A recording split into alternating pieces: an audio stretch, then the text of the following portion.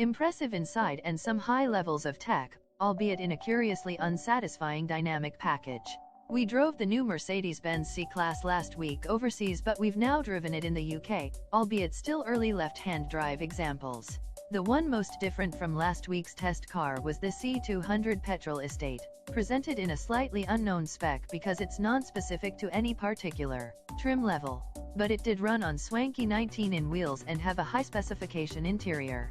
The Estate is the same 4,751 mm length as the saloon, unlike the previous model, which was a touch longer than the four-door, while it has a 490-liter boot, rising to 1,510 liters with the seats folded, all but the same, 500-1510 liters, as the C-Class's arch-rival, the BMW 3 Series.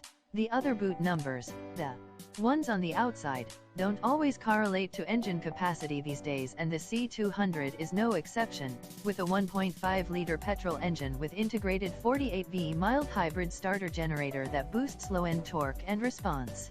The engine provides 201 bhp and 221 pounds-foot, and, briefly, the motor another 20 bhp and 148 pounds-foot, but you can't just add the numbers together to get a maximum because both elements won't be working their hardest at the same time, having only 2 turns between locks. If anything, the car's better in its sport mode in the UK, firmer, no question, but more composed and consistent. Although it's still no BMW 3 Series or Alfa Romeo Giulia, both of which remain pleasing rear-drive compact executive saloons that have a fine blend of handling and ride, the Alfa. Particularly, it's as if Mercedes is pitching itself as a tech company as much as a vehicle engineering company, a move embodied by a big central touchscreen that, as in a Tesla, overloads the dashboard with infotainment options. It's not all controlled via the screen itself.